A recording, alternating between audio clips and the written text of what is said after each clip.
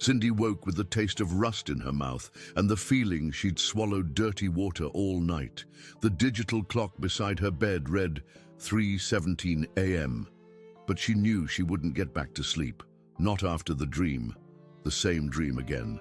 Letitia was trapped underwater, her long hair floating like dark seaweed. Her eyes open, fixed on some point beyond her mother's reach. "Close the flow, Mom," she said without moving her lips. Her voice, an echoing whisper carried on the current. "Close the flow before others disappear too." Cindy rose from bed, her knees trembling, her bare feet meeting the cold floor of her small apartment in Oakhaven. 5 months. 5 months since Letitia vanished at that cursed spiritual retreat in the mountains, along with Marina and Erica. 5 months of sleepless nights, desperate calls to the police, vigils at the gates of what remained of the Aurora. Springs Ranch. 5 months of well-meaning people telling her she needed to move on, as if a mother could simply file away her daughter's disappearance like a poorly resolved bureaucratic process. The apartment was too quiet. Cindy turned on the kitchen faucet, letting the water run between her fingers, watching the clear liquid disappear down the drain as if she could find some clue there. Water had always calmed her before. Now it only reminded her of the dreams, of Letitia's submerged face, of the nonsensical words, "Close the flow." She picked up the phone and dialed the number she knew by heart. On the other end, Detective Miller's sleepy, irritated voice answered. "Miss Cindy, it's 3 in the morning. I know where they are." The words tumbled out before Cindy could stop them. "I know where my daughter is." A deep sigh on the other end. "Miss Cindy, we've talked about this. Dreams they're not dreams." Cindy pressed the phone to her ear, her voice gaining an urgency she hadn't anticipated.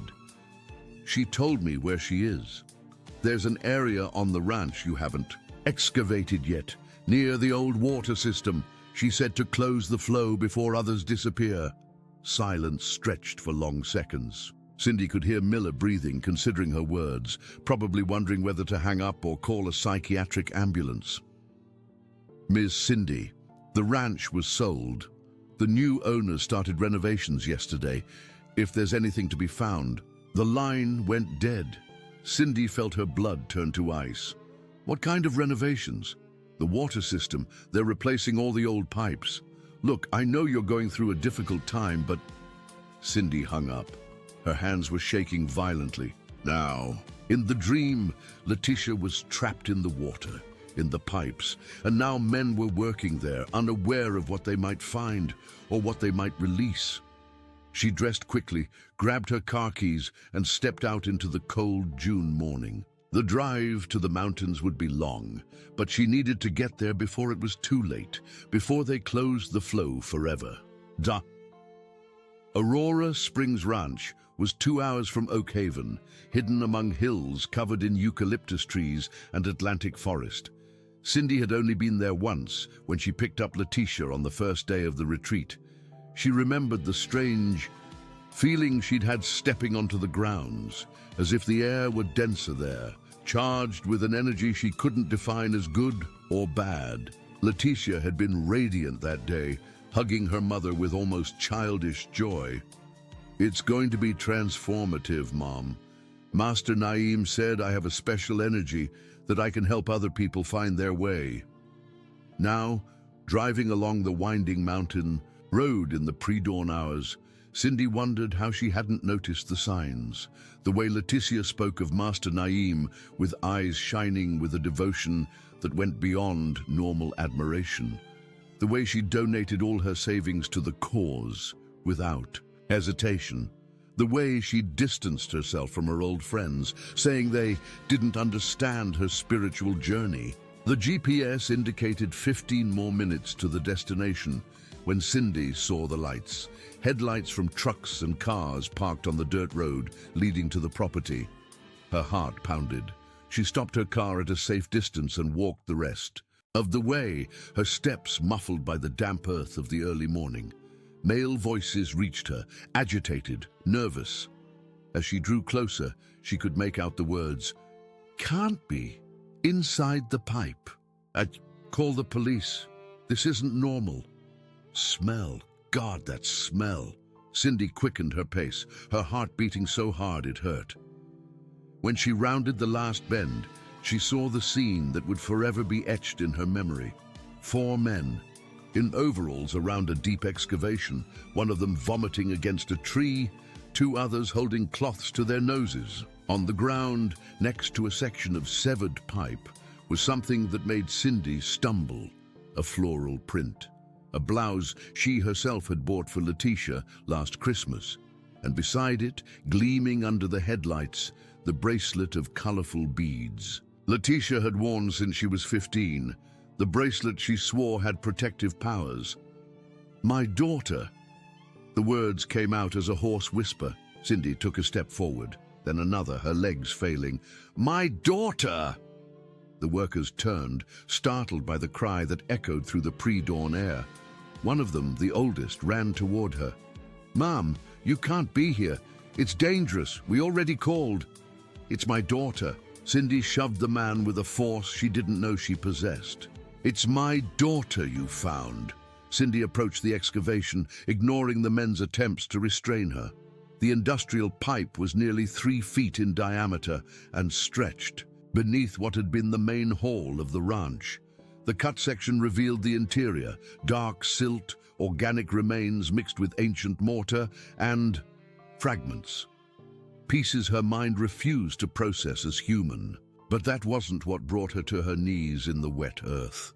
It was the symbol, carved into the inner wall of the pipe, repeated several times along the visible length. A serpentine eye encircled by roots, as if etched with a sharp tool. The same symbol Letitia had obsessively drawn in the days before leaving for the retreat. "She knew," Cindy whispered, her tears mixing with the earth. "She knew what was going to happen, and she went anyway." The sound of sirens sliced through the pre-dawn stillness. Within minutes, the site was swarming with police cars, ambulances, and a forensics team. Cindy was gently moved away from the excavation, but she couldn't take her eyes off the open pipe. That's where her daughter had spent the last 5 months, there, beneath the hall where she had meditated and sought her spiritual evolution. Detective Miller arrived an hour later, his eyes avoiding Cindy's as he coordinated the operation. She watched him speak with the experts, point in different directions, take notes in a notebook that seemed too small to contain the horror of the discovery. "Cindy," he finally approached, his voice laden with an embarrassment that went beyond the professional. "I'm so sorry. I'm truly sorry." "I knew." She looked directly into his eyes. "I told you I knew where she was." Miller looked away. "We're going to need you to formally identify the belongings, and there are other things we need to discuss." "What other things?" "The symbols. The way they were positioned. This wasn't an accident, Cindy. It was intentional, ritualistic." The word hit Cindy like a punch to the stomach. Ritualistic. Her daughter had been murdered in some kind of macabre ritual and then sealed inside a pipe like trash, as if her life had no importance whatsoever. "Master Naim," she said the name, as if it were a curse. "Where is he?" "He disappeared right after the ranch closed, but now we have reason for a new investigation. We will find him." Cindy nodded, but her words seemed to come from a faraway place. She watched the experts, working, photographing every detail, collecting samples. She watched the symbols being carefully documented, measured, drawn, all very scientific, very objective, as if it were possible to quantify the horror of what had happened there. Then she heard it, a low sound, almost imperceptible, coming from inside the pipe, like running water but not exactly, like voices, whispering, like chanting. "Do you hear that?" she asked the nearest experts. They stopped working, listening intently. Silence, only the wind in the eucalyptus trees and the distant hum of generators. "Hear what, ma'am?" one of the experts asked kindly. Cindy shook her head. Maybe it was her imagination, maybe it was exhaustion, shock, despair, but she was sure she had heard something. Women's voices, singing. "Close the flow," she murmured, remembering the words from her dream. She said to close the flow. But it was too late. The flow had been opened, and Cindy had the terrible feeling that whatever had been released from that pipe wasn't just the remains of 3 young women. The excavations continued for the next 3 days. Cindy didn't leave the site, sleeping in her car when exhaustion became unbearable, always waking with the same dream. Letitia underwater, trying to tell her something important. But now, it wasn't just Letitia. Marina and Erica were there too, their 3 pale faces floating in the subterranean current, moving, their lips in unison like a chorus of warning. With each new discovery, the horror deepened. The remains of the 3 women had been arranged in a precise triangular formation inside the pipe, with each body positioned at a specific point. The symbols weren't random. They formed a complex pattern that repeated along the entire length of the pipe, as if they were instructions or formulas of some kind. But the most disturbing discovery came when they found the tunnels. Rafael Silva, the former follower who had abandoned the retreat days before the disappearance, was located by the police in a small apartment. Cindy was present when he gave his statement, her hands trembling so much that she could barely hold the glass of water they offered her. "I saw," he repeated obsessively. "I saw and I did nothing. God, I saw and I did nothing." Raphael told about the Chamber of Connections, an underground room that only the initiates knew. He spoke of nightly ceremonies where Master Naim practiced what he called the unification of essences with the cycle of hydric purification. The night before he abandoned the retreat, he had followed the sounds coming from the tunnels and seen the 3 women being led down, wearing white robes and with glazed eyes, as if they were drugged. They were different. Raphael wiped the sweat from his forehead constantly. They didn't resist. They didn't speak. They just followed, as if they weren't themselves anymore. Based on Raphael's information, a new excavation was initiated. The ranch property had functioned as a ceramic factory in the 1970s and 1980s, and records showed the existence of an underground complex used for clay storage and piece drying. Master Naim had bought the land knowing this history, taking advantage of the existing structure for his dark purposes. The entrance to the tunnels was found disguised beneath the wooden floor of the old meditation hall. A steep stone staircase descended to a main gallery that branched in several directions. The air down below was damp and heavy with a sickly sweet smell that clung to their clothes and coated their throats. Cindy insisted on accompanying the first descent, ignoring Detective Miller's protests. She needed to see. She needed to understand what had happened to her daughter in those final moments. The Chamber of Connections was at the end of the main tunnel, a circular room approximately 30 feet in diameter. The stone walls were covered in carved symbols that continued the patterns found on the piping. In the center of the room, a stone altar with sculpted channels connected to openings in the floor, openings that led directly to the property's plumbing system. But it was what they found around the altar that made Cindy vomit until she could breathe no more. Photographs, dozens of them, burned and arranged in concentric circles. Photographs of Letitia, Marina, and Erica at various points during the retreat. Some showed them meditating, others participating in ceremonies, and still others. Others showed things Cindy's mind refused to fully process. The 3 women naked, unconscious, being prepared for something terrible. My girl. Cindy fell to her knees on the chamber floor, her tears dripping onto the cold stones. What did he do to you, my girl? Among the photographs, there was also something no expert could explain. Hair, long, dark strands that appeared to have been recently cut, still retaining the scent of the shampoo Letitia used. But that was impossible. The strands were far too fresh to be 5 months old. The investigator in charge of the chamber's forensics was an experienced man named John Mendez, who had worked on some of the state's most brutal criminal cases. But even he seemed disturbed by what they found in the narrow offshoot at the end of the gallery, a leather-bound diary partially destroyed by moisture but still legible in parts. Cindy was present when he opened the diary for the first time.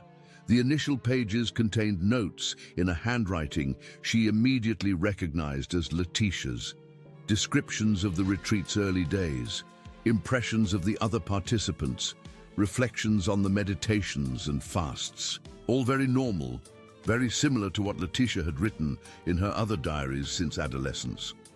But as the pages progressed, the handwriting changed. It became more erratic, desperate. The words mingled with obsessive drawings of the serpentine, symbols, and then, halfway through the diary, the handwriting changed completely. It was no longer Letitia's, it was someone else's, or several other people's. The water takes the body, but the soul remains to guide those who still resist, John read aloud, his voice echoing in the chamber's walls. The portal opens through blood, closes through sacrifice. 3 to awaken, 9 to sustain, 27 to complete. Cindy felt a shiver run down her spine. 27? It seems to be some kind of occult numerology. John continued flipping through the diary. Here it speaks of the next ones to come, of preparing the way for the great unification, and there's a date marked. What date? John looked at her with a grim expression. Today. The date marked is today. The silence in the chamber was broken by a sound that made everyone freeze. A noise coming from the pipes above their heads, like water rushing rapidly through the tubes, but there hadn't been running water in that part of the property for months. Did you hear that? John whispered. They all heard it. And as they listened, the sound became clearer. It wasn't water, it was voices. Female voices singing a melody that seemed familiar, yet at the same time caused a feeling of profound terror. We have to get out of here. Cindy stood up, her legs unsteady. We have to leave now. But when they headed for the chamber's exit, they discovered that the heavy wooden door was shut, locked from the outside. Hey! John banged forcefully on the door. Open the door. Silence from above, and then a voice that made Cindy's blood run cold. Mom! Letitia's voice, clear and distinct, coming from somewhere within the walls. Don't try to leave, Mom. You need to stay. You need to help. Letitia. Cindy approached the walls, her hands touching the cold stones. Letitia, where are you? I'm here, Mom. I've always been here, waiting for you to understand. John pulled out his radio, but there was no signal at that depth. They were trapped in the chamber, trapped with the burned photographs, the inexplicable symbols, and the voice of a girl who had been dead for 5 months. What do you want from me? Cindy asked the walls, her tears now flowing freely. Close. The flow, Mom. Like I told you, close the flow before it's too late. That's when Cindy saw it. In the darkest corner of the chamber, there was a rusty iron lever connected to a system of ancient valves. The valves that controlled the water flow to the entire property. No, John grabbed her arm. We don't know what that could do. But Cindy was already walking toward the lever. She knew with a certainty that transcended logic that this was the only way to end it all, to free the souls trapped in the subterranean current, to prevent others from disappearing. Letitia was trying to warn me.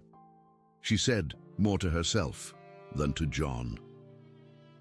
In my dreams, she was trying to warn me about something that was still going to happen. She grasped the lever with both hands and pulled with all her might. The effect was immediate. The sound of the rushing water in the pipes ceased abruptly, replaced by a profound and total silence. And then, as if a dam had been opened, the female voices exploded around them. No longer whispers or low chants, but desperate screams of pain, of liberation. The chamber door swung open on its own. Emerging from the tunnels, Cindy found a scene she would never forget. The property was surrounded by dozens of police cars, ambulances, and television news vans. But that wasn't what shocked her. It was the sight of people being detained, many people. "What's going on?" she asked Detective Miller, who rushed towards her as soon as she emerged from the underground entrance. "We found others." His voice was hoarse, weary. "When you pulled that lever, something shifted. People started appearing, like they'd woken from a trance." Miller led her to a makeshift area where paramedics were attending to roughly 15 people, men and women of various ages, all in a state of confusion and dehydration. Some wept uncontrollably, others repeated nonsensical phrases, while others seemed to have no memory of where they were or how they'd gotten there. "They were hidden in different parts of the property," Miller explained. "In abandoned cabins, natural caves, even inside empty water tanks. It's like they were programmed to hide until the time was right." The time for what? We don't know yet. But they all talk about a ceremony that was supposed to happen tonight.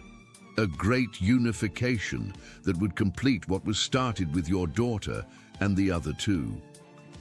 Cindy scanned the survivors. Faces searching for any sign of recognition.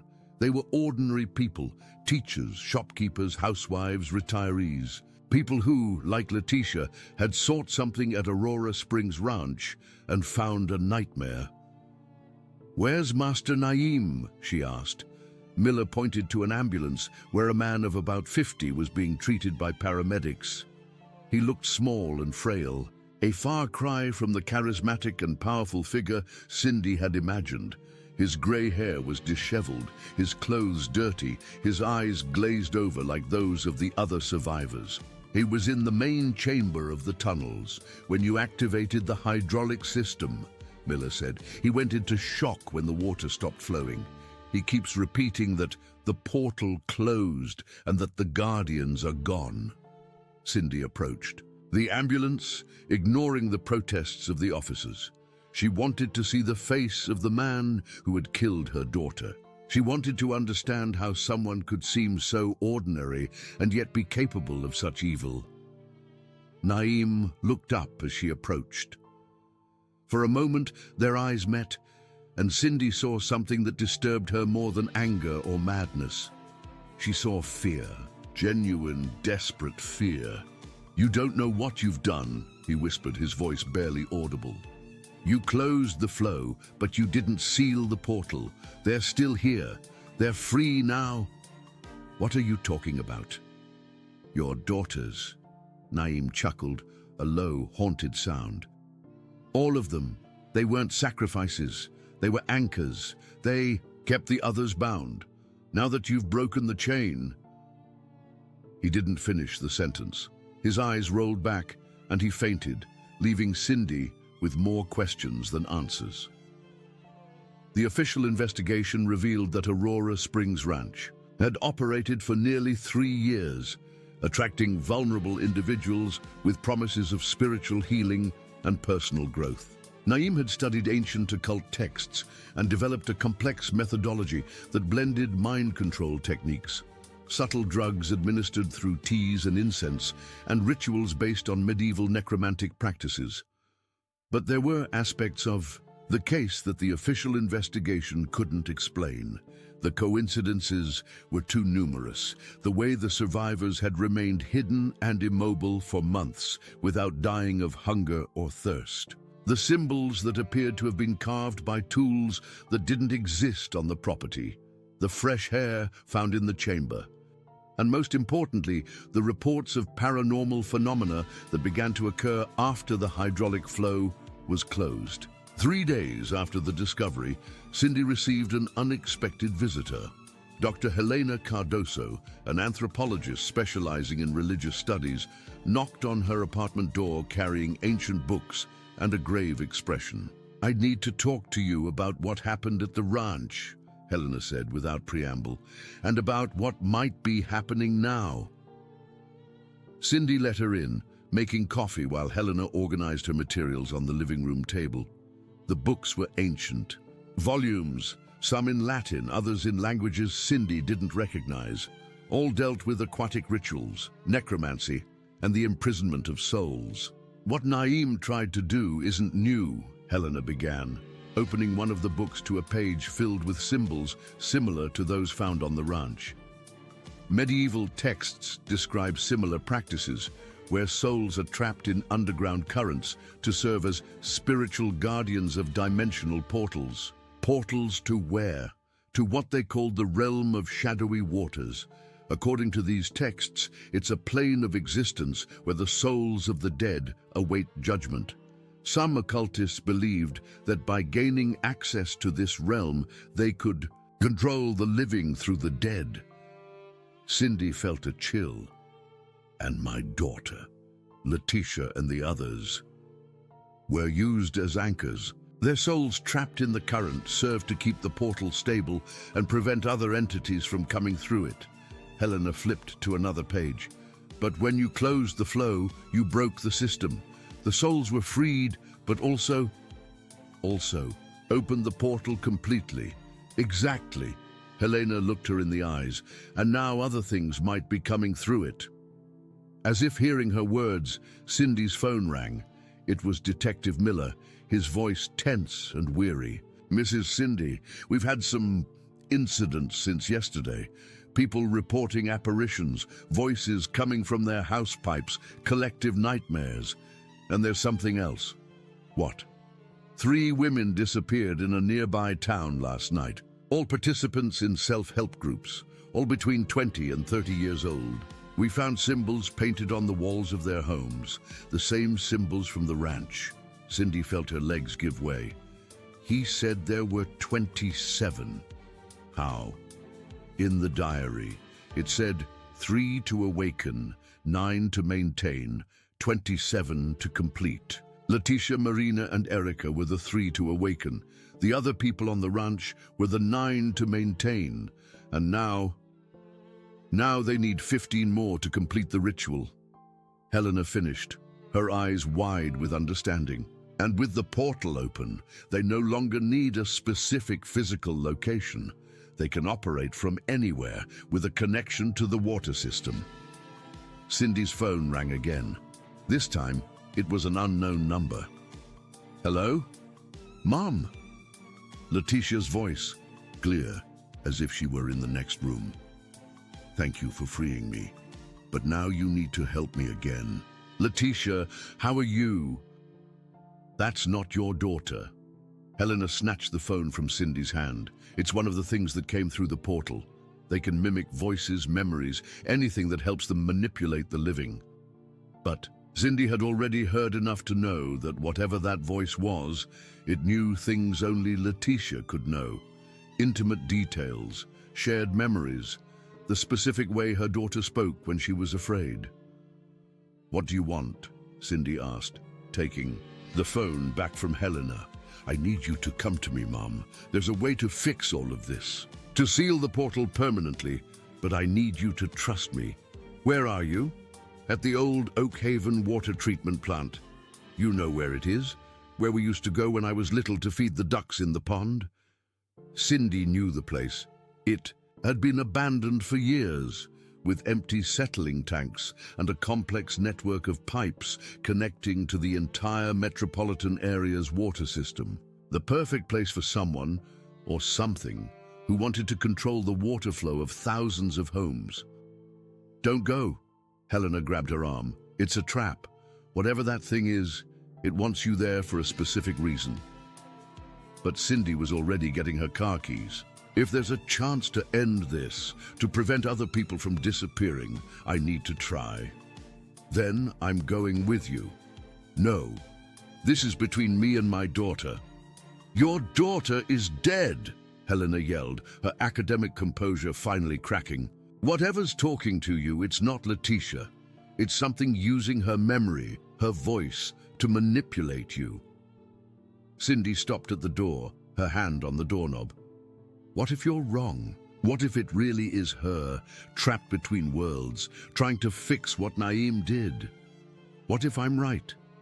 What if you're walking right into a trap that will result in more deaths? Cindy looked at Helena for a long moment. The woman was right. Of course, everything indicated it was a trap, but there was something in the voice on the phone, a pain, a desperation that was genuinely Letitia's. Something no imitation could perfectly reproduce. If I don't come back in 2 hours, call the police, Cindy said, opening the door. Tell them about the portal, about the 27. They need to know.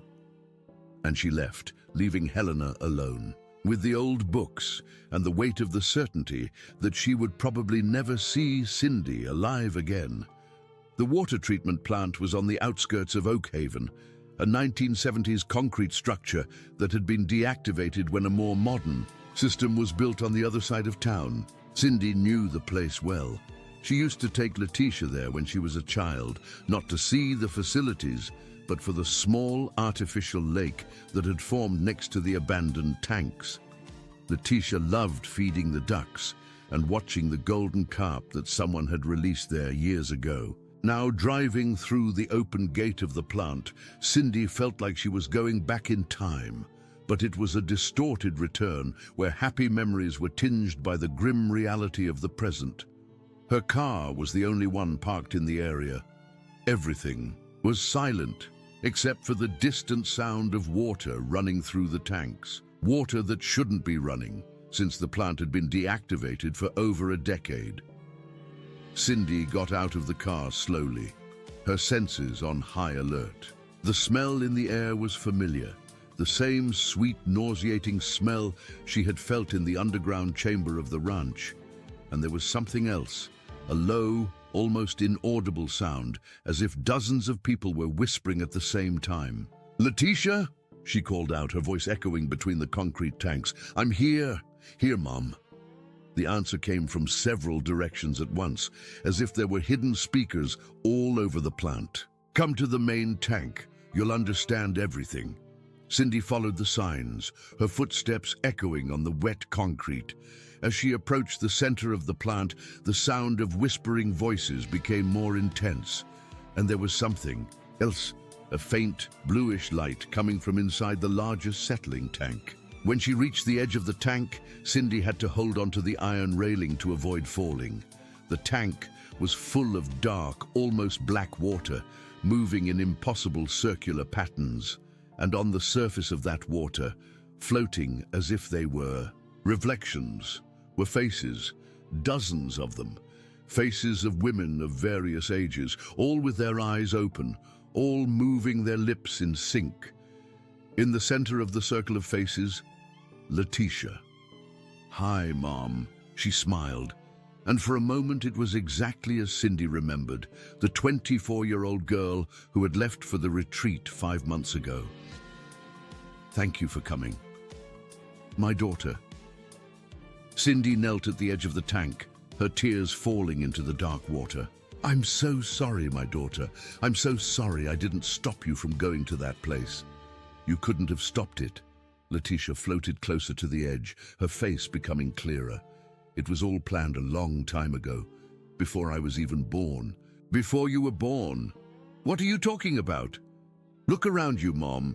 Look how many of us there are." Cindy looked. The faces in the water became more distinct. She recognized Marina and Erica, the two who had disappeared with Letitia. But there were other faces too, older women, some who seemed to have come from decades past, judging by their hairstyles and the quality of their clothes.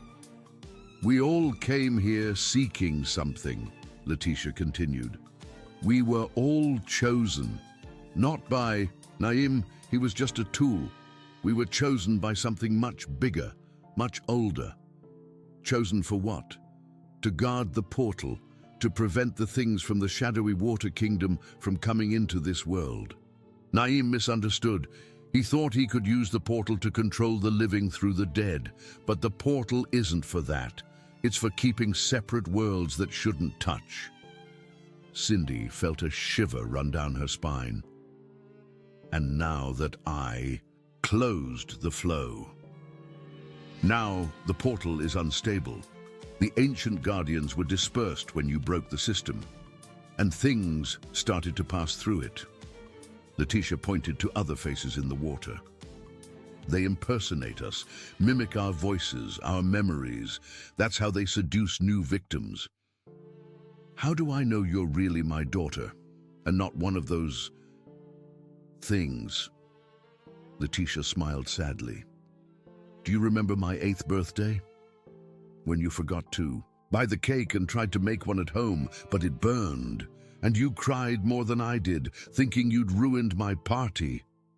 Cindy nodded, tears flowing freely now. It was a memory she'd never told anyone, a moment of maternal imperfection that still embarrassed her. You said you'd give me anything to make up for it, and I only asked for a hug, because that's all I really wanted. Letitia reached out her hand through the water's surface. That's what I want now, Mom. One last hug before you do what needs to be done. What needs to be done? You need to take my place. You need to become the primary guardian of the portal. It's the only way to stabilize it again, to prevent more people from being kidnapped or killed. No! Cindy shook her head violently.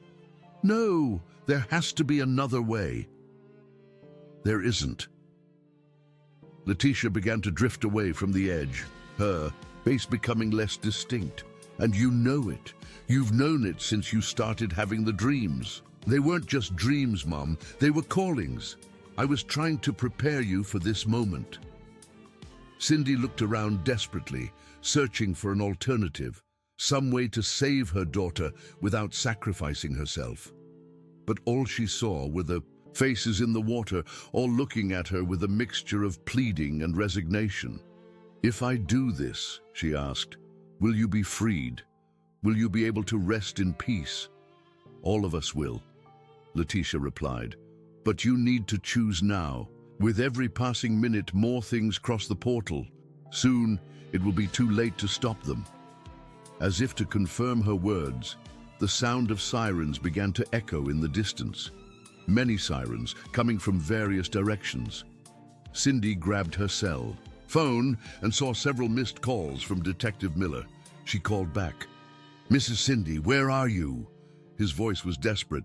We've had 6 disappearances in the last 2 hours, all connected to the metropolitan area's water system, and there are reports of apparitions all over the city. I'm at the water treatment plant, Cindy said, her eyes fixed on Letitia's face. And I think I know how to stop this. Don't do anything until we get there. We're 15 minutes away. Cindy hung up the phone. 15 minutes. In 15 minutes, how many more people would disappear? How many families would go through what she had gone through in the last 5 months? Mom, Letitia reached out her hand again. Trust me, like you trusted me when I was little and had nightmares. You always knew how to calm me down, how to make me feel safe. Cindy looked at her daughter's outstretched hand. A part of her knew it was madness that she was about to commit suicide based on the word of someone who might not really be Letitia. But another part, the part that had dreamt of her daughter every night for 5 months, that had felt her presence throughout the investigation, knew it was true. I love you, my daughter, she said, taking off her shoes and preparing to enter the water. I love you too, Mom. Always have. Always will. Cindy plunged into the dark water of the tank. The sensation was strange. It wasn't cold water as she expected, but warm, almost maternal. And as she sank, she felt as if she was being embraced by dozens of gentle arms. The faces around her became clearer, more real. Women from different eras, all united by the same destiny, all smiling at her with gratitude and relief. Letitia swam to her, her body becoming solid as she approached. Mother and daughter embraced at the bottom of the tank, and Cindy felt all the pain, all the anguish of the last 5 months dissolve. Her daughter was there, really there, whole and at peace. "Now you'll understand everything," Letitia whispered in her ear. "You'll see why it was necessary." And Cindy saw. She saw the portal, not as a physical opening, but as a crack in reality, a wound in the fabric that separated the worlds. She saw the creatures of the shadowy water kingdom, ancient hungry entities who had waited centuries for an opportunity to cross over into the world of the living. She saw how they impersonated the dead, using their voices and memories to seduce new hosts. They also saw the role of the guardians, voluntary souls who positioned themselves around the portal, creating a barrier of human energy that the creatures couldn't cross, an eternal sacrifice to protect the living. "But why does it have to be this way?" Cindy asked, even knowing it was too late to question. "Because we are mothers," Letitia replied, smiling. "And mothers protect their children, all of them, even those who aren't ours by blood." Cindy felt her body transform, becoming part of the water, part of the protection system that kept the portal stable. But it wasn't a feeling of death. It was of purpose, of completeness. For the first time in 5 months, she felt useful again. Above them, on the surface of the tank, the faces of the ancient guardians began to fade. One by one, they whispered words of gratitude before disappearing, finally free to move on to their eternal rest. "Now it's our turn," Letitia said. She and Cindy taking their positions in the protective circle. "Our turn to guard the portal. For how long? Until someone is willing to take our place, or until they find a better way to seal the portal forever." Cindy nodded, accepting her fate. Through her newly expanded perception, she could feel the portal stabilizing, the creatures being pushed back to their world of origin. She could also feel the people who had disappeared in the last few hours being released, confused but alive, appearing in their homes with no memory of where they had been. But there was something more, a feeling that they weren't alone, that there were other guardians in other places, protecting other portals. An invisible network of mothers, daughters, sisters, and friends who had chosen sacrifice to protect those they loved. "It's not so bad, is it?" Letitia asked, her features becoming more ethereal as she integrated completely into the system. "No," Cindy replied, surprised to find it was true. "It's not bad." Detective Miller arrived at the treatment plant exactly 15 minutes after Cindy's call. He found her car in the parking lot, her clothes and shoes neatly arranged at the edge of the main tank. But he didn't find her body. The water in the tank was clean and transparent, circulating in normal patterns. There were no signs of a struggle, violence, or any paranormal activity. Just a note, written in Cindy's handwriting, left beside her. "Close. I found my daughter. We are well. Take care of each other." The official investigation concluded that Cindy had committed suicide, unable to cope with the trauma of losing her daughter. The Aurora Springs Ranch case was closed with the imprisonment of Naeem and the surviving accomplices. The ranch was demolished, the land purified and sold to a reforestation company. But Helena Cardoso knew the truth.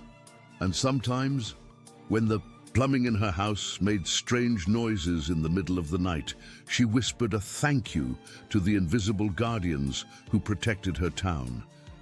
The disappearances ceased. The apparitions stopped. And slowly, very slowly, people began to forget the horror that had almost consumed the entire metropolitan area. Only the mothers who had lost daughters remembered. And sometimes, on very quiet nights, when the water ran through the pipes of their houses, they heard gentle whispers that reassured them and made them sleep peacefully. The portal remained sealed, guarded by eternal maternal love. And somewhere, between worlds, Cindy and Letitia walked hand in hand through corridors of water and light, protecting the living from horrors they couldn't even imagine. Their last conversation, on Easter Eve of the following year, was overheard by a woman named Anna, who had lost her daughter in a car accident and was considering joining the Guardians. Is it worth it? Anna asked the water running from her kitchen tap. It is, came the reply, in two harmonious voices she recognized as being from a mother and daughter. It's always worth it to protect those we love. Anna turned off the tap, wiped away her tears, and went back to bed. It wasn't her time yet, but when it was, she would know, and she wouldn't be afraid, because maternal love knows no bounds, not even those of death. The end.